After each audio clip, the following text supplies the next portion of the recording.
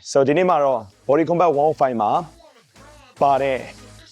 Trap 1 combination အကြောင်းကိုပြောပြပေးသွားမှာဖြစ်ပါတယ်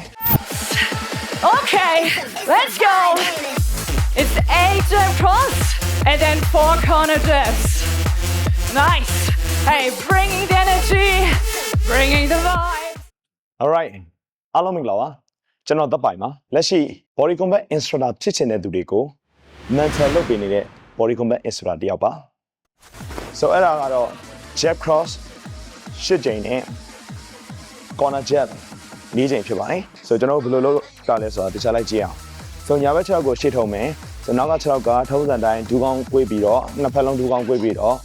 နောက်ကဖဏောင်ကိုကြွထားမယ် So အရင်ဆုံးကျွန်တော်တို့ combo လာတဲ့အချိန်မှာ combination မှာ 8 jab cross လာတယ် So လက်သီးတစ်ဖြောင်းနဲ့ထိုးမယ် 8 7 6 5 4 3 2 1 So လက်သီးကိုထိုးတဲ့အချိန်မှာလက်သီးကိုအထဲကိုလှည့်ထိုးမယ်ထိုးတဲ့အချိန်မှာလည်းပခုံးကိုလှည့်မယ် So နောက်တစ်ခုရေးကြည့်ရပါလဲဆိုရင်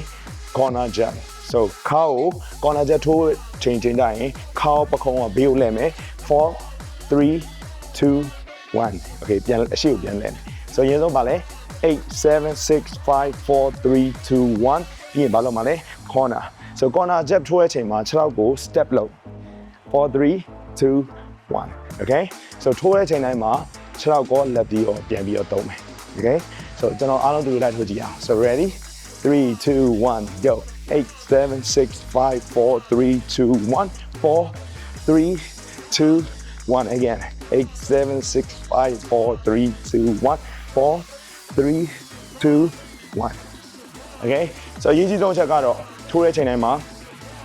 လက်သီးကိုအဆုံးထိဆန်မှာပြီးတော့ဗာလဲထိုးပြီးတာနဲ့မေးစီကိုမေးရိုးမှာအမြဲတမ်းကတ်ထားပါ Okay အားလုံးကျေးဇူးအများကြီးတင်ပါတယ်